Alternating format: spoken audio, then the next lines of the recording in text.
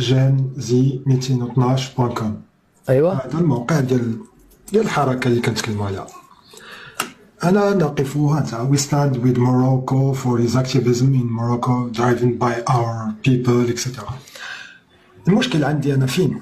إلا جيت لهنا مثلا أنت يا أخي، وهذا تقدروا ديروها كاملين الإخوان عندكم في ديوركم في التليفونات في الطابلت ومشيت لزانزي 213 اللي هو الرقم التعريفي الهاتفي للجزائر ياك. إلا دخلت تحذير من رئاسة الجمهورية الجزائرية الديمقراطية الشعبية. قرأ معايا مزيان أستاذ.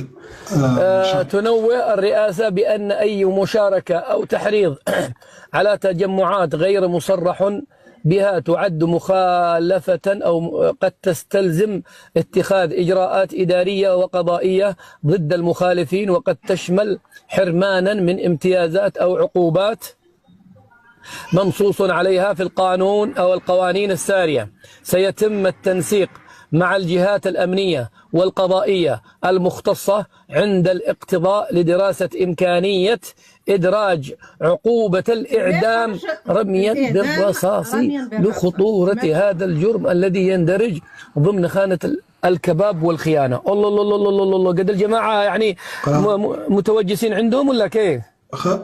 يا أخي أنا ما قلت والو، هادشي من عندهم. شوف يا أخي، شوف الكوبي رايت ديالنا، مينيستير دو لا ديفونس ناسيونال الجيري، يعني وزارة الدفاع الوطني، ماشي وزارة الداخلية، ماشي الرئاسة، ماشي وزارة الإعلام، ماشي، بل بالعكس وزارة الدفاع، وها هو اللوغو ديالها. الإشكال اللي كبر منها أنهم بجوج محطوطين في سيرفر واحد. من جوج الموقعين 212 و 213. يا رجل وأنهم تابعين هذا المواقع أخرى تابعة للحكومة الهوكية. هذا هو المسج عندي. الإخوان دخلوا هنا غتشوفوا هذا التحذير بعينكم، وهذا قولوا قولي هذا واستغفروا لي ولكم. تبارك الله. كلام خطير. أنا أشكرك يا هارون، شكرا.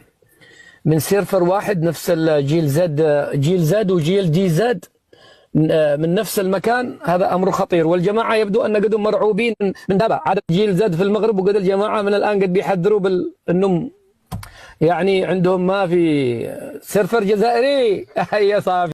الموقع ديال جان زيد المغرب وجان زيد ديال الجزائر مقادين في نفس السيرفر اللي صايب ديال المغرب صايب ديال الجزائر، يعني نفس الاشخاص اللي داروا الموقع ديال المغرب داروا ديال الجزائر. وفي الموقع ديال الجزائر كيحذروهم وكيقولوا لهم باللي اللي خرج